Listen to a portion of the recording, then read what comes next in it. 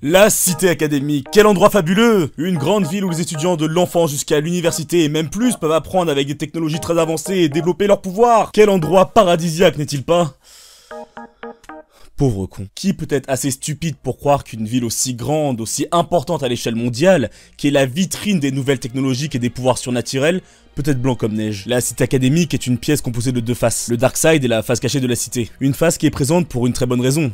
Assurer et faire le travail qui ne peut être fait dans la lumière. La cité académique est, comme vous avez pu le voir tout au long de la série, parsemée d'ombres et de mystères. Des expériences qui ne respectent ni les traités internationaux ni les droits de l'homme, aux recherches qui dépassent l'entendement. Il est nécessaire, voire indispensable, d'avoir de quoi se protéger contre les attaques que les centres pourraient subir.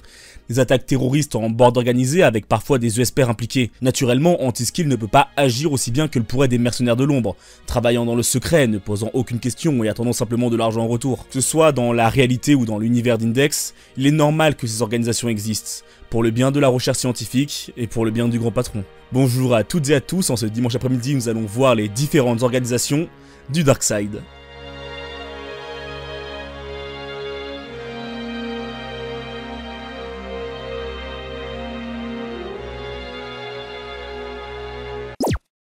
La plupart des gens composant le Dark Side sont des ESPR, même si évidemment une majorité sont de level 0, ceux avec un haut niveau sont d'une très grande utilité pour la simple et bonne raison que leur pouvoir peut être bénéfique pour accomplir les ordres demandés. Ainsi nous trouvons des étudiants qui ont raté leur parcours scolaire ou encore des gens choisis spécifiquement pour ce domaine. Un truc important à noter, c'est que les différentes organisations secrètes qui ont un nom connu de tous ont une importance dans la hiérarchie bien plus grande que les simples autres gangs que composent les Skill Out par exemple. Que ce soit par le fait que certains sont en relation de près ou de loin avec les hautes instances de la cité académique, ou qu'ils ont à leur tête de puissants leaders ainsi que des moyens élevés puisque bien payés. Le nom d'un groupe clandestin n'est d'ailleurs pas choisi par ses membres. Il leur est donné lorsque le besoin s'en fera sentir pour montrer leur puissance et qu'ils seront pour l'avenir utiles aux travaux secrets de la cité académique. Ainsi le groupe clandestin qui est Scavenger n'a pas réellement de nom comme pourrait avoir Item ou Member. Ce surnom leur est attribué uniquement pour qu'on puisse savoir de qui on parle. Mais puisque elles ne sont pas dans le top du top des organisations du Dark Side, elles n'ont pas de nom officiel. Les organisations fonctionnent par un principe assez simple. Nous avons d'abord les gens haut placés, donc c'est ceux qui donneront les missions, et ils le font via le médiateur. Le médiateur ou agent de liaison, qui est donc une personne qui fait le lien entre les agents et les supérieurs. C'est elle qui transmet les infos nécessaires à la mission, le montant que va gagner l'équipe, ainsi que les conditions de réussite ou d'échec. Très souvent, l'agent de liaison est quelqu'un qui reste totalement dans le secret, nous étant montré très souvent uniquement à travers des appels. Ensuite, nous avons les agents de terrain qui constituent donc ceux qui vont accomplir le travail demandé par les supérieurs. La configuration la plus connue est celle de 4 agents de terrain avec un leader qui choisit ou non d'accepter les contrats proposés. Et il arrive que ces agents de terrain soient assistés par des agents de soutien, souvent des skill out. Et d'art à noter que la plupart des grandes organisations possèdent énormément d'agents de soutien. Ces derniers sont là pour faire des tâches subalternes, telles que récupérer un corps, cacher des traces de leur passage ou encore conduire les membres vers un lieu. Maintenant que nous avons vu tout ça, enfonçons-nous dans les profondeurs de la cité académique et voyons les plus grandes organisations du Dark Side. Block, un groupe de mercenaires qui se vendent au plus offrant et sont prêts à accomplir n'importe quelle tâche. La différence avec les autres groupes, c'est qu'ils sont majoritairement des adultes ayant perdu foi en la cité académique et qui proposent donc leurs services sans se limiter au Dark Side. N'importe qui peut les appeler, ils ne refusent pas de contrat. Leur but étant d'amasser assez de ressources pour pouvoir faire tomber Alistair. Une grande différence, car là où les autres groupes n'iront jamais faire un attentat terroriste qui nuirait à la cité par exemple, car ce serait nuire à son propre employeur, Block s'en moque complètement et peut très bien vendre ses services à quelqu'un de lambda qui souhaite nuire à la cité. Le leader de Block est Saku Tatsuhiko, et les autres membres sont Teisho Megumi,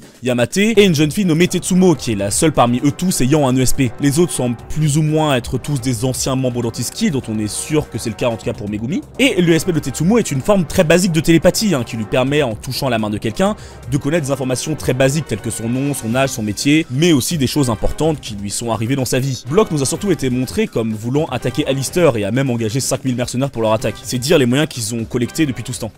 Item, ou un des groupes les plus connus de la communauté. Le leader d'Item est la célèbre niveau 5 Mugino Shizuri, la célèbre Meltdowner, avec en membre Takitsubo, une ESPR de niveau 4 possédant l'Aim Tracker, un ESP qui lui permet de poursuivre le champ de diffusion des IM de la cible, Kinuata, une ESPR également de niveau 4 possédant son Offense Armor, et étant une ancienne enfant ayant participé au Dark May Project, et Frenda, une level 0 douée en combat au corps à corps et fabriquant des bombes à l'occasion. Et il y a également le niveau 0 Amazura qui est principalement là pour faire les tâches ingrates. Item nous a plusieurs fois été montré comme un groupe multifonction, Liaison, acceptant les contrats proposés par l'Item Liaison, qui nous est montré que via un appel ou avec un casque de moto pour la seule fois où elle apparaît à l'écran. Et Item assure multiples services, que ce soit des services de protection comme des services d'élimination. Leur groupe est très efficace contre des ESPR, puisque possède eux-mêmes des ESPR de haut niveau, et est clairement supérieur à beaucoup d'autres grâce à Takitsubo et son name tracker. Dark Matter lui-même considère que Takitsubo est littéralement le corps de cette équipe, puisque son pouvoir est d'une rude efficacité contre des ESPR. On sait que Item possède plusieurs sous-organisations pour faire des tâches subalternes, et leur nom vient du fait que chacun d'entre eux utilise parfois des items pour se battre. Mugino, elle, utilise des sortes de cartes de silicium, ce qui lui permet de disperser sur une très grande zone son meltdown. Takitsubo avec ses body crystals qui lui permettent de surcharger son ESP et de pouvoir l'utiliser convenablement. Frenda, elle, utilise une grande artillerie allant des poupées explosives à ses missiles en passant par des bandes de rubans explosives. Mais il est à noter que seule Kinohata ne semble pas utiliser d'objets en particulier, même si elle a déjà utilisé les missiles semblables à ceux que Frenda utilise en combat. Ensuite, School, l'organisation dirigée par Kakine,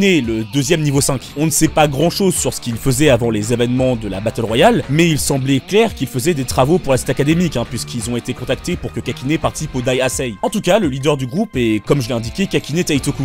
Et les autres membres sont Gokusai Kaibi, une ESPR qui a un pouvoir de télépathie nommé Measure Earth. Measure Earth, je sais pas parler anglais, lui permettant visiblement de modifier les sentiments de sa cible envers elle, avec ce qu'elle décrit comme la modification de la distance dans le cœur. Yobu Banka, un psychokinésiste de niveau 4 puissant qui peut, à l'aide de ce qui est appelé ses lunettes, utiliser son habilité de bien des façons. Yumi Arako, qui était l'ancienne sniper de la bande et qui a été remplacée plus tard par Tsunazara Shimizu. Et c'est à peu près tout ce que nous avons à dire sur School. Continuons à descendre dans les profondeurs et attaquons-nous à Member, qui est un groupe de 4 personnes devant faire le sale boulot pour Aleister Crowley en personne. À l'aide de Kozaku, qui est leur intermédiaire, ils reçoivent des ordres des 12 du conseil d'administration ou d'Aleister lui-même. Le leader du groupe est le professeur, on ne connaît pas son nom, mais il semble être celui qui crée tout le matériel technologique du groupe. Baba Yosho, le fils de pute, dont vous devez vous rappeler certainement, puisque antagoniste mineur dans l'arc d'Ayasei de Reigen-T, avec ses dogs allemands de combat là.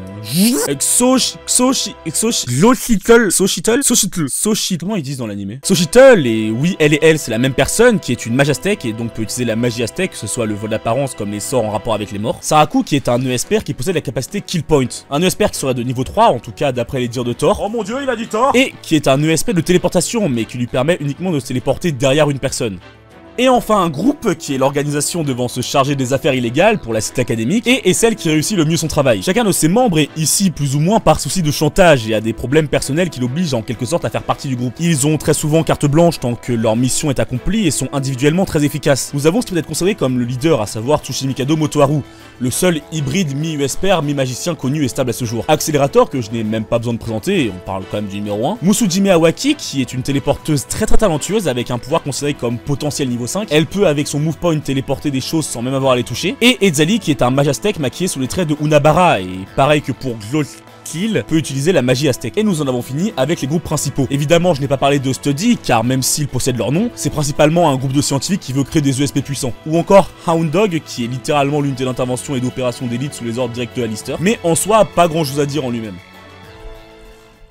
Et voilà, j'espère que ce petit rappel des organisations du Darkseid vous a plu. Le sujet a été voté sur le Discord, donc si toi aussi tu veux voter les sujets, n'hésite pas à venir. Aujourd'hui, c'est un jour important, car pour ceux qui ne le savent pas, c'est l'anniversaire de Misaka Mikoto. Hélas, la vidéo n'est pas en rapport avec elle, donc on ne pourra pas lui rendre hommage comme il le faut. Mais n'oubliez pas que Misaka Mikoto est le personnage de light novel le plus reconnu dans le monde entier. C'est dans son surnom Bilibili que vient le nom du site chinois de vidéos Bilibili. Hein, c'est littéralement ça. Et à ça, nous pouvons le dire, joyeux anniversaire Mikoto. Ah, puisses-tu avoir la saison 4 de Reigen un jour. Et aussi une Dex NT en fait, puisque bah... Putain, t'imagines, Otinus animé? Allez quoi, je sais ça, s'il te plaît! Tu crois que c'est facile de lire autant de livres en anglais? Je lisais même pas les livres qu'on devait lire au collège ou au lycée, je les ai... Bah là, j'ai les Confir Euron World sur mon étagère, je dois les ouvrir, mais flemme, allez là, vas-y! Allez les gens, passez une bonne fin de journée, bon anniversaire à Mikoto, et à dimanche prochain, dans la cité académique. Ciao!